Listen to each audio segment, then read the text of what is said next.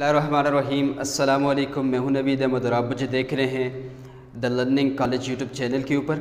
आज हम chapter number 1 first year का स्टार्ट करने जा रहे हैं, स्टाइकोमेट्री।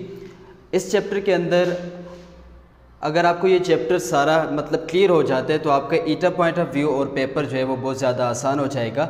स्टाइकोमेट्री के अंदर अगर आपको स्किल्स या इसके ऊपर अबूर हासिल हो जाएगा तो फिर आप ईटा की एमसीक्यूज़ आसानी के साथ सॉल्व कर सकेंगे।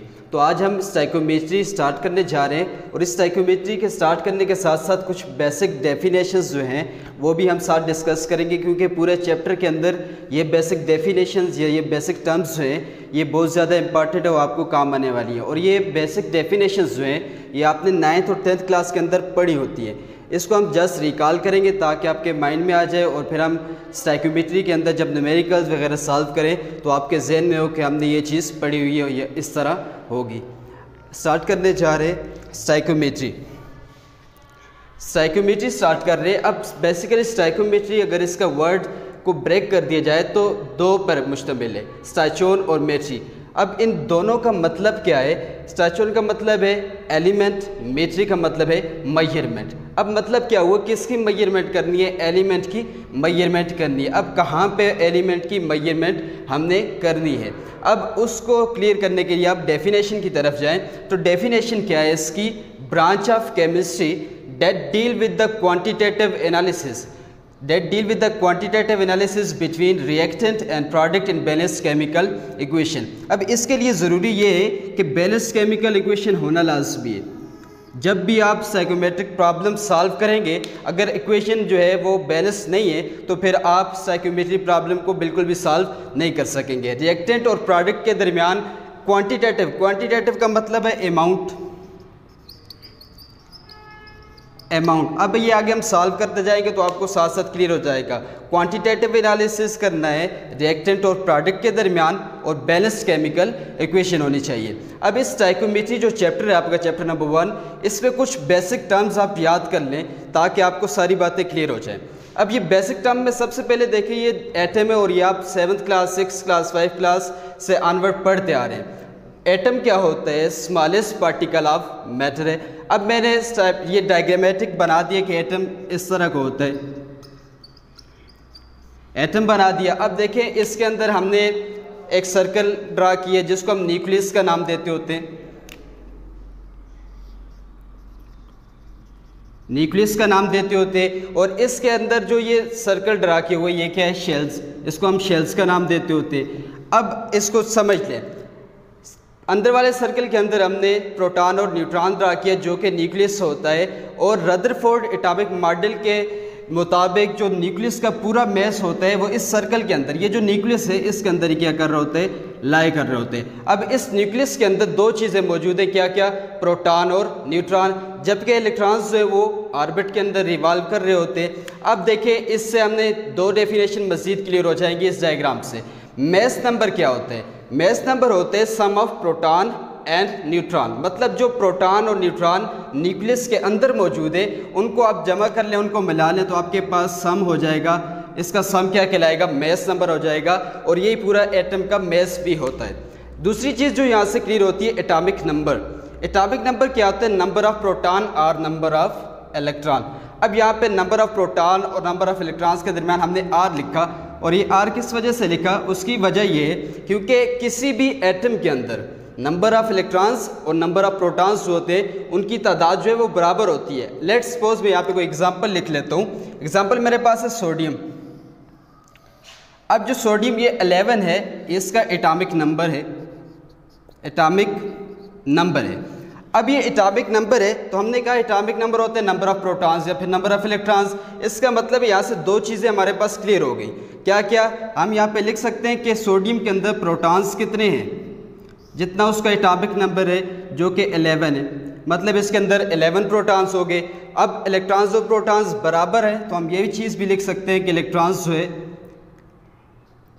इलेक्ट्रॉन्स कितने होंगे? इलेक्ट्रॉन्स भी इसके अंदर 11 हो जाएंगे। ये बात क्लियर कि नंबर ऑफ प्रोटॉन और नंबर ऑफ इलेक्ट्रॉन्स बराबर होते हैं। इसी वजह से एटम जो पूरा का पूरा एटम होता है वो क्या होता है? न्यूट्रल कंसिडर किया जाता है, क्योंकि नंबर ऑफ प्रोटॉन्स और नंबर ऑफ इलेक्ट्रॉन्स बराबर होते हैं। अब सवाल ये पैदा हो गया कि प्रोटॉन्स भी हमारे पास मालूम हो गए, इलेक्ट्रॉन्स भी मालूम हो गए। अब हम न्यूट्रॉन्स को कैसे फाइंड आउट करेंगे, तो उसके लिए हम फार्मूला यूज़ करेंगे जिससे आप नंबर ऑफ़ न्यूट्रॉन्स आसानी के साथ फाइंड आउट कर सकेंगे। अब देखें ये जो सोडियम लिखा हुआ है इसमें 11 इसके एटॉमिक नंबर था और ये क्या था, मास नंबर, ये मास नंबर था। एटॉमिक नंबर को रिप्रेजेंट किया जाता है, एटॉमिक नंबर को रिप्रेजेंट किया जाता है जी के साथ, जबकि मास नंबर को रिप्रेजेंट किया जाता है ए के साथ। अब फार्मूला बना लें ताकि आप number of neutrons find out कर सकें किसी भी एटम के अंदर। तो हम लिखेंगे जो मास नंबर है, mass number minus atomic number, atomic number equal to किसके बराबर हो जाएगा, नंबर ऑफ़ न्यूट्रॉन्स के बराबर हो जाएगा। अब इस फार्मूले को याद रख लें और फार्मूला बना लें। मास नंबर को हम रिप्रेजेंट करते हैं ए के साथ, एटॉमिक नंबर को हम रिप्रेजेंट करते हैं जी के साथ, equal to number of neutrons. अब यहाँ से फाइंड आउट कर लें कि सोडियम के अंदर कितने नंबर ऑफ़ न्यूट्रॉन्स मौजूद है। तो इसका मास नंबर लिख लें 23, इसका मास नंबर आ गया। माइनस कर दें इसका एटॉमिक नंबर जो है 11, इसको माइनस कर दें तो आपके पास नंबर ऑफ़ न्यूट्रॉन्स आ जाएंगे जो कि क्या है 12 है। तो आपने ये फार्मूला याद रख लेना है। इसी तरह आप पेपर में अगर एमसीक्यूज़ या पेपर में एमसीक्यूज़ आ जाते हैं, क्वेश्चन भी इसके ऊपर आ जा सकता है, शॉर्ट क्वेश्चन, तो फिर आपने ये फार्मूला याद रख लेना है। Number of neutrons find out करने के लिए एटॉमिक मास जो है उसमें से एटॉमिक नंबर को आपने माइनस कर लेना है। आसानी के साथ आपके साथ नंबर ऑफ़ न्यूट्रॉन्स जो है वो फाइंड आउट हो सकेंगे। अब इसके बाद नेक्स्ट मूव करेंगे मॉलिक्यूलर मास, जो कि आपको स्टोइकियोमेट्री के अंदर ज़्यादा काम आने वाला है। मॉलिक्यूलर मास को हम डिफाइन करते हैं sum of all the relative, sum of all relative atomic mass present in a molecule. कोई भी एक मॉलिक्यूल है उसके अंदर जितने भी एटम्स मौजूद है, जितने भी एलिमेंट्स मौजूद है, मिसाल के तौर पे मैं यहाँ पे लिख रहा हूँ एक मॉलिक्यूल H2SO4। अब इसके अंदर देख लेंगे कि कौन कौन से एलिमेंट मौजूद हैं, कौन कौन से एटम्स मौजूद हैं। अब यहाँ पे हाइड्रोजन्स के एटम मौजूद हैं, सल्फ़र के, ऑक्सीजन के, ये तीनों चीज़ें मौजूद हैं। अब इन तीनों का एटॉमिक मास हम लेंगे और उनको सम अप कर लेंगे तो आपके पास क्या आ जाएगा, मॉलिक्यूलर मास आएगा। यहाँ पे मैंने एक टर्म यूज़ की है रिलेटिव एटॉमिक मास। रिलेटिव एटॉमिक मास क्या होता है, एटॉमिक मास को कंपेयर किया जाता है विद कार्बन 12, कार्बन 12 के साथ एटॉमिक मास को कंपेयर किया जाता है और उसके बाद जो आपके पास एटॉमिक मास आता है उसको हम क्या बोलते हैं, रिलेटिव एटॉमिक मास बोलते हैं। अब इस मॉलिक्यूलर मास, ये मैंने फार्मूला एक मॉलिक्यूल लिख लिया, मॉलिक्यूलर मास फाइंड आउट कर लेते हैं ताकि आपको आसानी हो। और ये पेपर का एक क्वेश्चन भी होता है 4 नंबर का, ठीक है।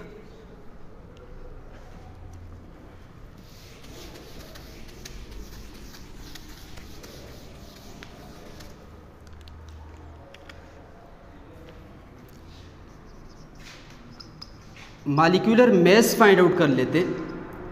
मैंने H2SO4 लिखा और उसी H2SO4 को हम उसका मॉलिक्यूलर मास फाइंड आउट कर लेने। सबसे पहले मालूम कर लेने क्या क्या चीज़ मौजूद है इसके अंदर। हाइड्रोजन मौजूद है, हाइड्रोजन, हाइड्रोजन जिसका एटॉमिक मास जो है, रिलेटिव एटॉमिक मास होता है 1 AMU। इसके बाद दूसरी चीज़ यहाँ पे सल्फ़र मौजूद है, सल्फ़र जिसका एटॉमिक मास होता है 32 AMU। इसके बाद तीसरी चीज़ यहाँ पे जो मौजूद है वो ऑक्सीजन है और उसका रिलेटिव एटॉमिक मास होता है 16 AMU, एटॉमिक मास यूनिट। अब इन तीनों को जमा कर लेंगे, आपके पास मॉलिक्यूलर मास आ जाएगा। तो करके देख लेते हैं, इसको सॉल्व करेंगे आप। यहाँ पे हाइड्रोजन जो है वो 2 है, तो यहाँ पे इसका एटॉमिक मास जो है वो 1 है। तो इसको सॉल्व किस तरह करेंगे जी, मास इसका 1 है, यहाँ पे एटम्स कितने मौजूद है, 2 मौजूद है, तो उसके साथ उसको क्या कर लेंगे, मल्टीप्लाई, प्लस सल्फ़र यहाँ पे एक ही है तो हम लिखेंगे सल्फ़र 1 सल्फ़र। उसके बाद सल्फ़र का जो एटॉमिक मास है 32, उसके साथ इसको मल्टीप्लाई कर लें, 32 इसके साथ मल्टीप्लाई कर लिया। तीसरी चीज़ यहाँ पे ऑक्सीजन है, यहाँ पे आपने उसका एटॉमिक मास लिख लिया और उसका एटॉमिक मास है 16। यहाँ पे कितने ऑक्सीजन मौजूद है, 4 ऑक्सीजन मौजूद है, तो आप इसको लिख लोगे 16 मल्टीप्लाई बाई वो 4 ऑक्सीजन।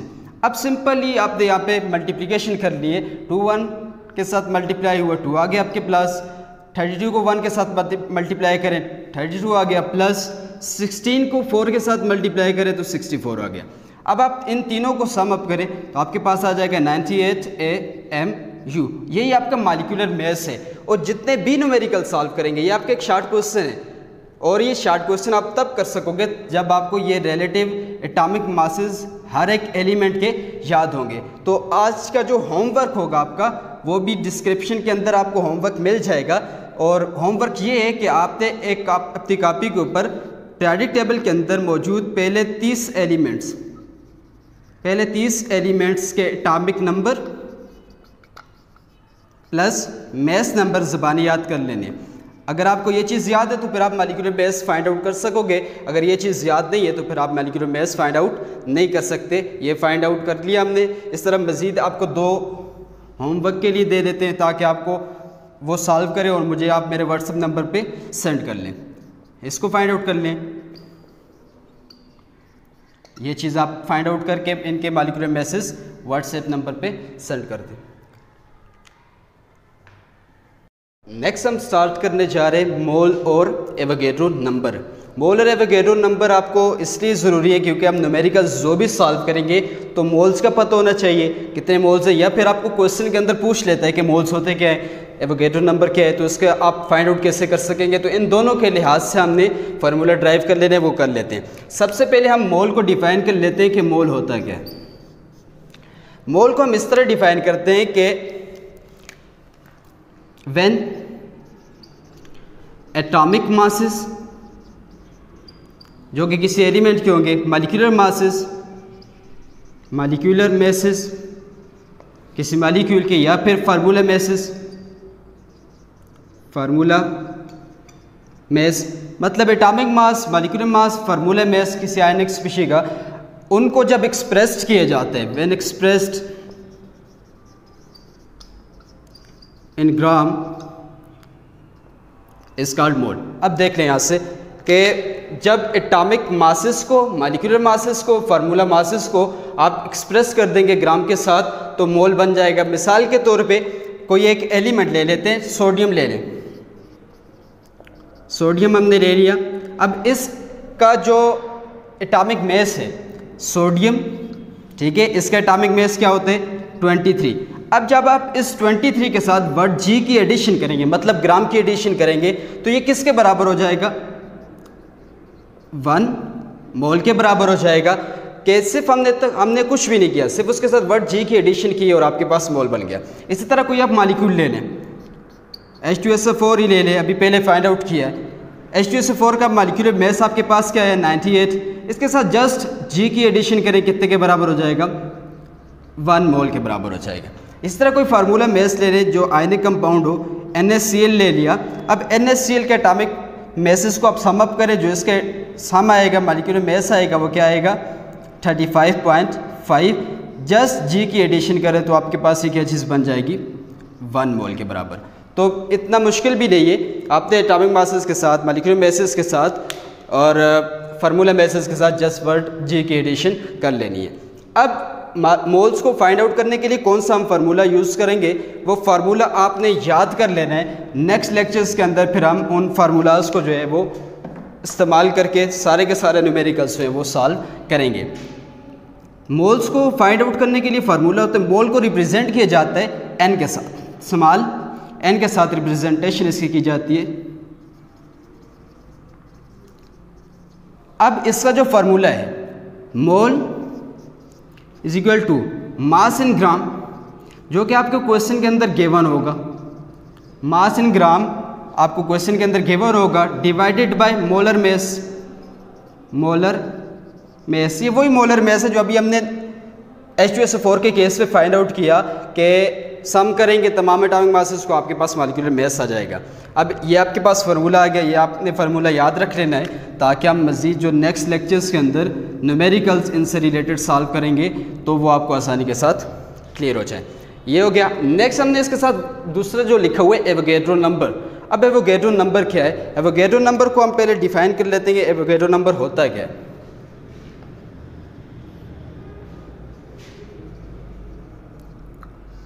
एवोगैड्रो नंबर को रिप्रेजेंट किया जाता है n ऐसे। अब इसके लिए इसकी जो डेफिनेशन हम करेंगे, हम कहते हैं it is the number of particle, it is the number of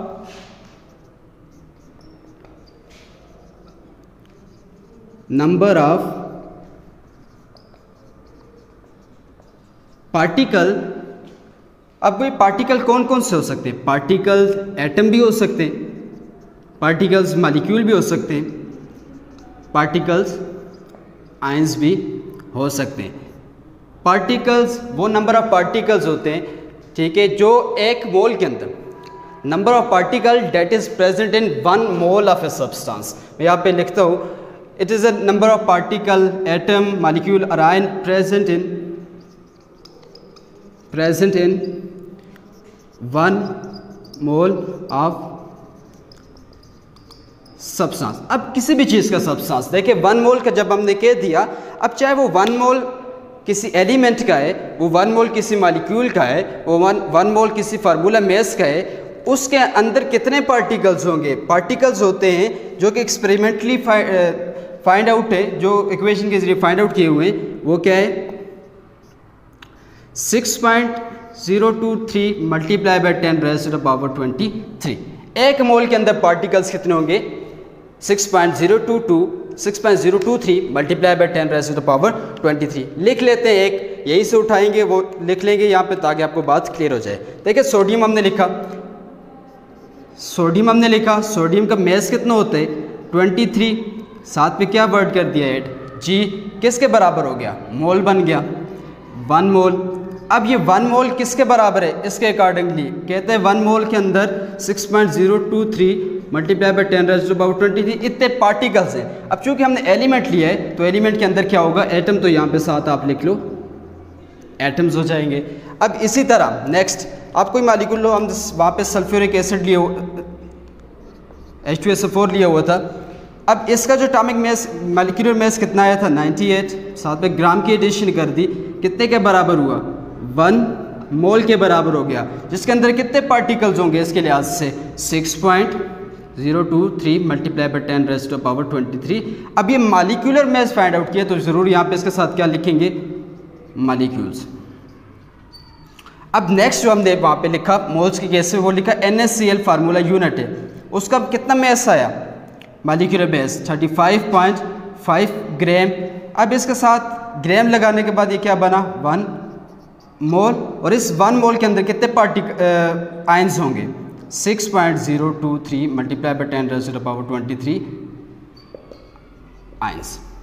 अब ये जो मोल का हमने वर्ड इस्तेमाल किया, अब देखें मोल केमिस्ट्री के अंदर इसी तरह है जैसे आप डेली लाइफ के अंदर डोजन का दर्जन का वर्ड इस्तेमाल करते हैं। देखिए आप किसी भी शॉप के ऊपर चले जाएं, अगर आप उस बंदे को बोलोगे कि आपको 1 डोजन या 1 दर्जन चीज़ें चाहिए, तो उस बंदे के जहन में एकदम से क्या आएगा कि ये 12 चीज़ें मांग रहे हैं कुछ भी। अब यहाँ पे भी यही केस है, अगर आप 1 मोल ऑफ सोडियम बोलोगे तो डायरेक्ट आपके जहन में क्या आ जाना चाहिए? उसका एटॉमिक मास। 1 मोल ऑफ मैं मॉलिक्यूल बोल रहा हूँ, मॉलिक्यूलर मास बोल रहा हूँ, तो फिर आपके जहन में उसका मॉलिक्यूलर मास आ जाना चाहिए। मैं 1 मोल ऑफ NaCl बोल रहा हूँ तो उसके क्या आना चाहिए? आपके जहन में डायरेक्ट आपका उसका फार्मूला मास आ जाना चाहिए, जो कि बराबर होते हैं इतने पार्टिकल्स के अंदर। अब 2 तरह से numericals, paper point of view से भी और बोर्ड पॉइंट ऑफ व्यू से भी, ईटा पॉइंट ऑफ व्यू से भी आ सकते हैं। तो इससे रिलेटेड एक फार्मूला हम लिखेंगे जिसका आगे हम न्यूमेरिकल्स के अंदर यूज़ करेंगे। क्या होगा वो अपने फार्मूला क्या होगा वो अपने पास लिख लें। फार्मूला एवोगैड्रो नंबर को चूंकि हमने कहा कि इसको रिप्रेजेंट किया जाता है Na के साथ, तो हम यहाँ पे लिख लेंगे Na किसके बराबर है? Number of particles, number of particles. और ये जहन में रखना है, ये नंबर ऑफ पार्टिकल्स एटम भी हो सकते हैं, मॉलिक्यूल भी हो सकते हैं, आयंस भी हो सकते हैं। Number of particles divided by total number of total Avogadro number, जो कि आपको वैल्यू गिवन है। एवोगैड्रो नंबर कितने होते हैं ये आपके पास एवोगैड्रो नंबर की हमने वैल्यू लिख ली है। बस आपको नंबर ऑफ पार्टिकल्स गिवन होंगे क्वेश्चन के अंदर, आपने डायरेक्ट ये फार्मूला यूज़ करना है और इस फार्मूले को यूज़ करके आपने फाइंड आउट कर लेना है, जो भी आपसे मोल फाइंड आउट करने के कह रहे हैं या जो भी।